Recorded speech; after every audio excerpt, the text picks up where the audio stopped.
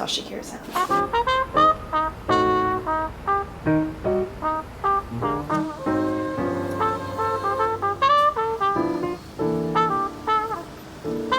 Before I get into this video and explain where the heck I've been for the past 4 weeks of life, I would like to note that my Postmate delivery just arrived at Chipotle, and I love you guys so much that I'm going to wait to eat it until after this video. Just so you guys know how much I actually do love you, even though I haven't posted in 4 weeks, which is absurd. I'm sorry, that's a very long time. Before I get into the bulk, the meaty bits of this video, I'm going to quickly talk about a giveaway that I'm doing, that I'm hosting. I'm just going to jump right into it. I collaborated with a jewelry brand called Eli David Designs, and we together over the past several weeks put together and created a ring design. I'm actually wearing it on my hand as we speak. My nails are atrocious, so I'm not going to do a close-up shot via video, but here is a snazzy photo of what it looks like up close and personal. Basically, a really great friend of mine named Emma is interning for this jewelry brand this summer, and together we put together this ring design.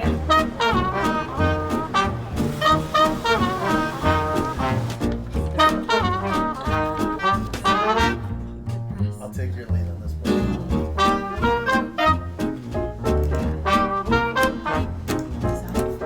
Am I invisible?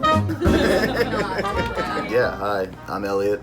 I'm the brains behind Eli David Designs. We use your ideas to create the things that you actually love. You probably wonder how we do that. You show us an image, we show you a proof, things like this, 3D wax, the imaging so you could see kind of the design, how it's gonna be, and it'll be all yours. Gorgeous, gorgeous cut, exactly what I wanted. The metal, everything about it, I had a hand in designing and choosing, and it was a really, really awesome experience. I think you guys deserve this opportunity. One of you will win a beautiful ring designed by yours truly. Yeah, this is a really awesome opportunity, and you know, part of it is if we get enough people to follow Eli David Designs, he's going to work with me to create a cheaper jewelry range that isn't, you know, extremely expensive, because as you guys can see, you know, a big honkin' diamond is going to be a little bit pricey. So I want to work with him and create some cheaper designs in the future. So that is it on the giveaway. I didn't want to ramble too much about that, but it was a really awesome experience, and I'm really happy to share that with you guys. So okay, my Chipotle is getting cold, so we are going to just dive on into the questions with my gross hair because I walked home from work today.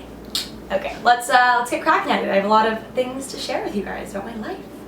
Okay, the first question is, what do you love most about living alone? I have truly loved every roommate that I've ever lived with, ever, you know, including my family. I love my family, I love my friends. There's just something about coming home to your own place, which is decorated exactly how you want it, which is left exactly how you left it, you know, each morning. It's so special. And if I want to hang something somewhere that's absolutely ridiculous, I can do that, and no one can be like, you can't do that.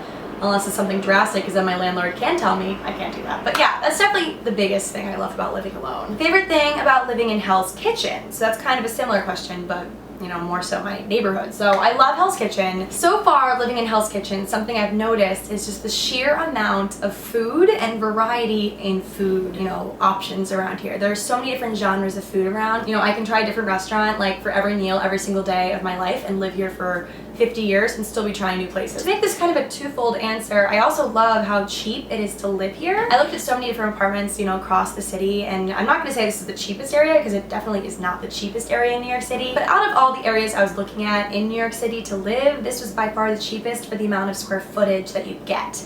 I toured a couple apartments, as you guys saw in my vlog, that were in the same area, that were in the same price range, and I get like 3 rooms of space and not just one, you know, room that's like hardly big enough for a bed. I have quite literally reached out to all my friends looking at apartments in New York, and I'm like, look in Hell's Kitchen, it's great. Do you ever get lonely living alone? Lonely living alone. So there was definitely a moment when my parents left me, you know, dropped me off and left me, and I closed the door, and you know, that kind of felt a little bit lonely to me. Not, maybe loneliness isn't the right word. I guess I just felt kind of like a little bit of anxiety, a little bit of just like, oh my god, this is a huge, huge, huge change in my life. Like, I don't think loneliness is the right word to describe that feeling specifically, but overall, I really honestly have not felt lonely once since living here, and I almost think it's just New York City in general. Like, I never feel alone because I look out my window and I see people walking everywhere. I, you know, always hear people or noises, and it's just not creepy to me at all. I know that could come across as kind of creepy to some people. I'm a really outgoing person, but by the same token, I do love being alone sometimes and just coming home and, you know, laying in bed by myself, having no one nagging me to do things, sorry mom, or, you know, my friends, you know, distracting me, which I love my friends, I love my family, but there's just moments where it's nice to be alone and hear yourself think and really process life, you know. So I love living alone, and I don't regret it. If you could wear only one makeup product for the rest of your life, what would it be? Okay, and this is not meant to be one of those like, I work at L'Oreal now, so I only use L'Oreal products and I'm going to push them in everyone's faces. But to be quite honest, there's this one product from L'Oreal that I just love it. I'm obsessed with it for summertime. And I'm going to show it to you guys, and I promise you, this is going to be the last time I'm going to show it. The first and last time I will show this product. Wait, okay, I don't want to refocus the camera, but I mean, maybe besides a little bit of mascara here and there, but like I also have been kind of comfortable with the no makeup look lately because it's summer, my skin is at its best. This product from L'Oreal is something you all need to try, and I'm saying that as a friend, not as a person that works at L'Oreal, but strictly as a friend. You'll try it. Unless you're extremely, extremely oily, then I maybe don't recommend it. I don't really know. I have very dry skin, so that's where I'm coming from. It's called True Match Lumi Glotion. I use the shade 902 Light Glow, but it comes in various shades, so you can use whichever one tickles your fancy. I apply this product before I put anything on my face, any product on my face. I put, you know, obviously the moisturizer. I moisturize the night before, or before I go to bed. I don't really moisturize in the morning because I'm not really particularly dry right now because it's summertime and I haven't really been out in the sun very much. I'm in an office most of the time. But yeah, so Lumi Glotion is great. I put it on before I put on my foundation, and it just gives me that extra little oomph glow. I love this product. You guys should definitely try it. It's actually not even that expensive, I don't think. Question about being a young woman in New York City. Do you ever feel unsafe? I mean, I wouldn't say it's like a strictly New York City thing, but I've always, you know, been very hesitant walking anywhere alone, you know, even at college, especially at college, because you never know. I do utilize the key trick where I like put the keys in between my fingers, like everyone, you know, talks about just holding my keys. Usually I try to call someone so I can like talk to someone on the way home. So, you know, if I need to say SOS, I say it into the phone, they have my location and whatnot. So I've really always wanted to take one of those self-defense classes because I hear that that's really, really helpful. You know, if you get in a pinch and you need to know how to, you know, kick the bejesus out of someone. Okay, next question. I'm zooming through these. This is great. Okay. What is something that you wish you knew before freshman year of college? God, there's a lot of things. I want to make a whole video on this, and I think I'm going to, you know, in the next few weeks or so, I'm going to put together a video of things I wish I knew before college, you know, for real, because I've made a couple videos like that, but nothing when I've been quite actually graduated from college, which, you know, you learn a lot your senior year, so I think, you know, it'd be a valuable video to make. So let me know if you guys want to see that in a full video form, but I guess the short answer to this question is kind of one little tidbit of advice. Everyone is just as clueless as you are, or as I was freshman year. You know, I thought that I was the only person walking around like a chicken with her head cut off, like didn't know what I was doing, didn't know where I was going, you know, didn't know the culture, how to talk to people. I felt awkward all the time. Like I wish I would have known truly that, you know, even the cool people or people that I perceived as being really cool felt the exact same way, because, you know, all my really awesome friends that I have now that I at one point in time were like, oh my god, those girls are so cool, and now they're my best friends, you know. I looked at them and now I talk to them and they're like, yeah, I was just as clueless. Like I had no idea what I was doing. So I wish I would have known that, a little tidbit. Maya wants to know, what is your biggest challenge? I think my biggest challenge, or the biggest area that I need to improve, is my patience or lack thereof, and how I react when I am impatient, aka frustration. I need to work on that and just, you know, tell myself that, you know, it's okay, like I will get there when I get there, you know, things happen, life happens, and then I need to be more patient with how things pan out. Birdie asks, what show do you most recommend? Easy, the Bold Type. It's my favorite show of the moment. I watch it on Xfinity or Comcast, I think. Is it Comcast? Xfinity? Yeah, one of those. I watch it online, and I actually watch it every week, like clockwork, when it comes out. Because I don't have a TV, so I stream it on my laptop, and it's actually about to begin in 10 minutes. So hopefully I can have this video done by then. There are so many buses going by today. Is there like a bus festival or something in town? I don't know. Guys, it's not even the bus, it's the trash truck.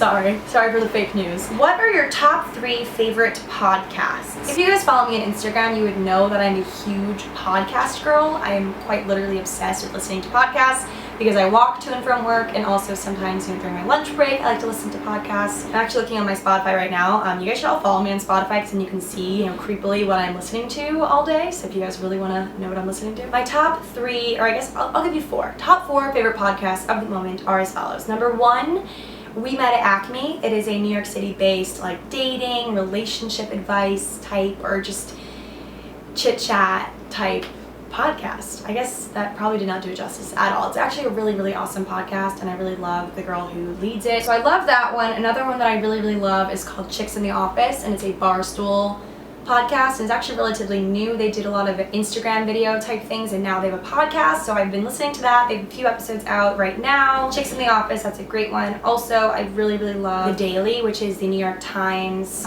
daily, obviously, little like news brief, and it's kind of, they pick one major story, usually just one, maybe sometimes it like links into other things, but usually just one hard-hitting, really current story. They do a deep dive, kind of go into it in detail in very plain terms, so it's easy for people who might not really know politics and the political climate kind of get into it and understand and be enlightened. So I love that podcast as well. And then last but not least, I love my Crime Junkies podcast. It's really literally called Crime Junkie, I think. It's called Crime Junkie, and there's 1,000,000 episodes. Actually, no, that's totally a lie. There's 38 episodes, and I've listened to probably half of them.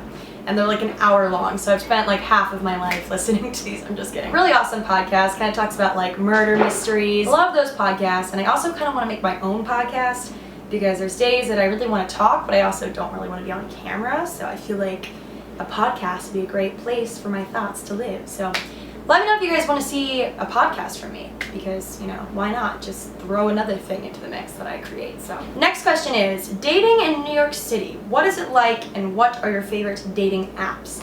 So yes, dating in New York City, it is a wild ride, as you can see if you watched Sex and the City at all throughout any point of your life. I feel like Sex and the City gets a bad rap because people say it's so unrealistic. Carrie, there's no way she lived in that apartment with that salary, XYZ, there's no way she took cabs everywhere and afforded that lifestyle, whatever. I don't want to hear it.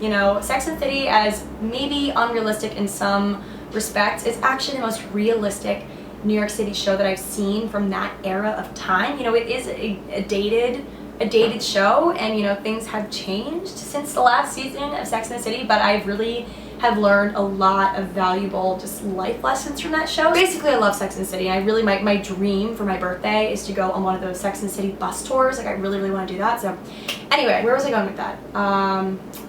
Oh, dating. Duh. Dating in New York City. It's been really fun, honestly. I've gone on some dates. I am dating. Nothing serious, like really serious right now. If you were curious, those roses in the back of this video are from a boy that I've dated. So anyway, yes, I've been dating. I am on dating apps. I guess my favorite dating app of the moment, I have accounts on a couple or a few dating apps, I guess. I have Tinder, which I haven't opened since like last summer. I don't even know if I have the app on my phone, but I do or did have a profile. The League, which is like a VIP like dating service or whatever, but I've never like pursued anyone from that.